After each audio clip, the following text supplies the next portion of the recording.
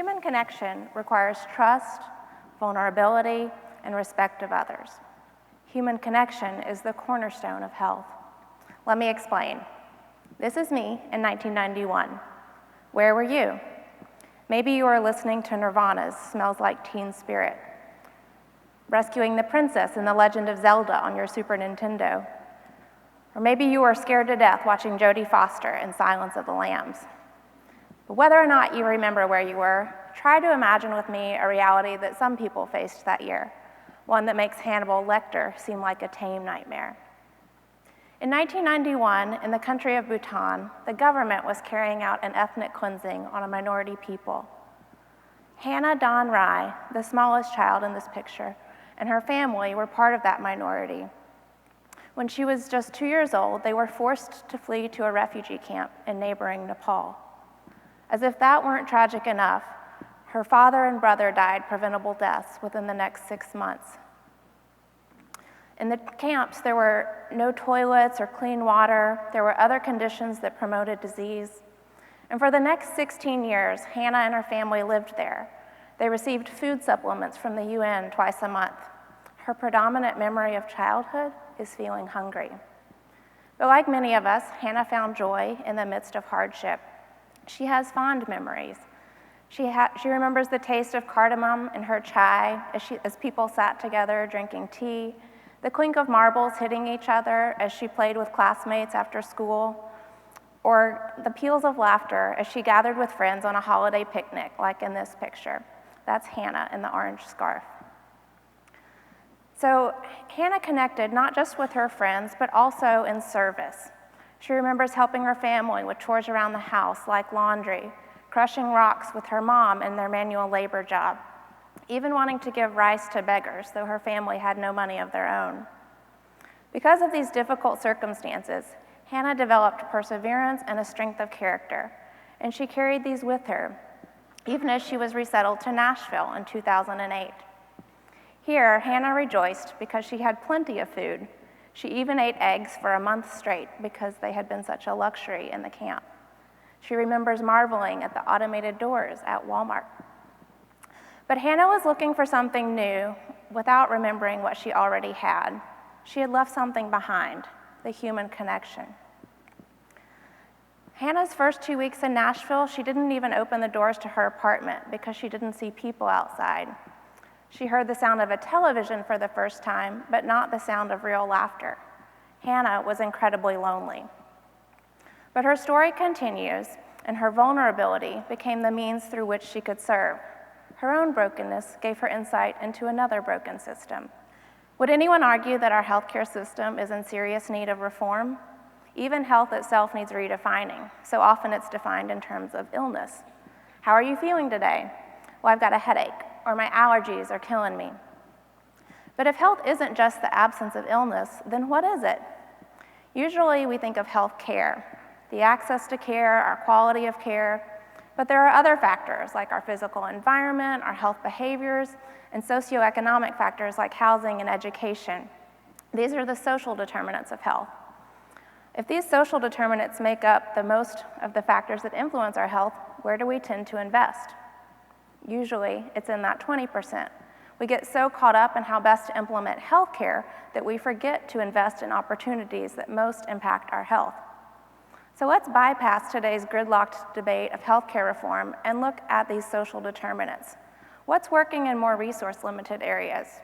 What can we learn from other cultures about health and about community, especially as they come here and become part of our own?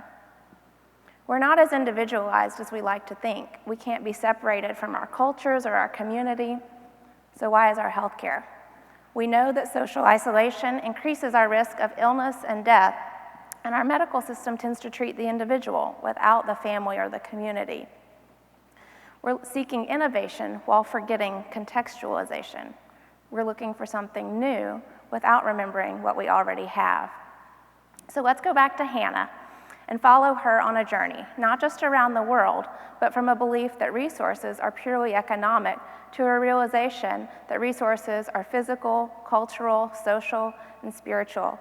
These resources, these balanced relationships with self and others and the world around us, or how we should redefine health. What if there was an approach to health that really maximized this human connectivity, especially in communities like refugees and immigrants or rural communities that are already relying on each other and depending on each other for their daily interactions? When we look at this, it's called the community health worker model. A community health worker is a frontline public health worker who's a trusted member of the community that they serve. Community health workers have this trust that allows them to be a liaison, a connection between the health and social service system and their own communities. They're able to facilitate access and increase the quality and cultural competence of care, and to teach prevention and promotion in relevant and engaging ways. Community health workers aren't necessarily highly educated, sometimes just middle or high school level, but they've been used in global health for centuries with incredible outcomes. So if it isn't education that makes a successful community health worker, what is it? It's their ability to listen, to connect, and to empower.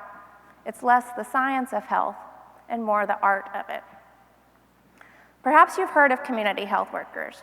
This year's $1 Million TED Prize went to Raj Panjabi and Last Mile Health in Liberia.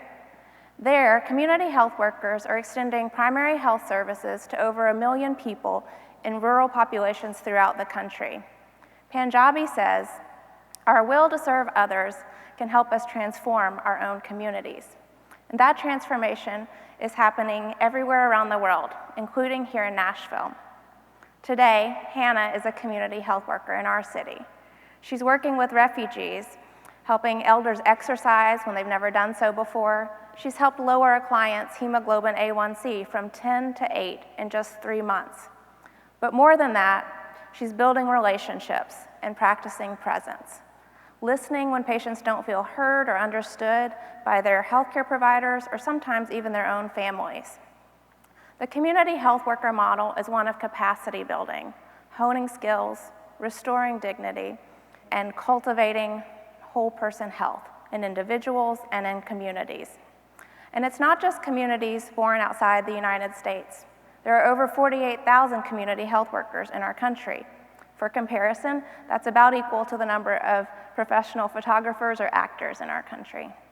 So community health workers like Hannah use their unique backgrounds and their life experiences to build trust within their own communities. There are rural women working in maternal and child health in Appalachia. There are Native Americans teaching diabetes management on reservations. African American community health workers advocating on behalf of patients in hospitals and clinics in states like Minnesota or North Carolina, and Hispanic promotores teaching in health departments in Texas and New Mexico. These community health workers are being integrated into hospitals, clinics, and community agencies around the country, and through these venues, they're connecting with communities to really transform health. Community health workers are not just a cheap stopgap, they're really building connection. Studies show that community health workers are reducing emergency department visits and hospital admissions related to diabetes with savings of over $2,200 per patient per year. They've lowered asthma rates in teens by 35%. And did you know that 1 in 4 Americans is at risk of preventable disease just because they don't understand health information, even if they do speak English? Community health workers can help impact this health illiteracy.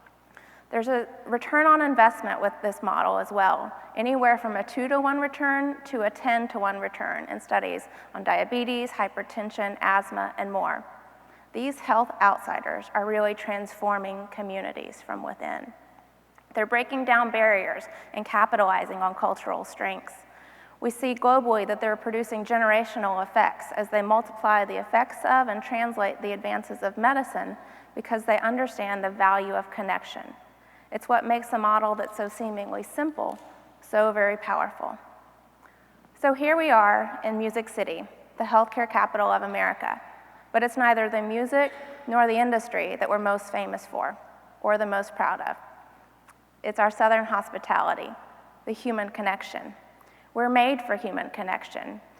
Whether we're young or old, introverted or extroverted, we all desire to be loved and to connect. And it's when we're connected that we're most open to change. So when we seek change, whether in our healthcare system or our own behavior. Why are we looking for something new without considering what we already have? This vision isn't something we have to create. It's already here and all around the world. Community health workers are part of the solution. We know that community health workers are just one piece and that we can all be a part. Human connectivity is greater than any healthcare technology or innovation that we can create because we need the human connection for them to work. So let's restore dignity in a digital age and keep humanity at the heart of health.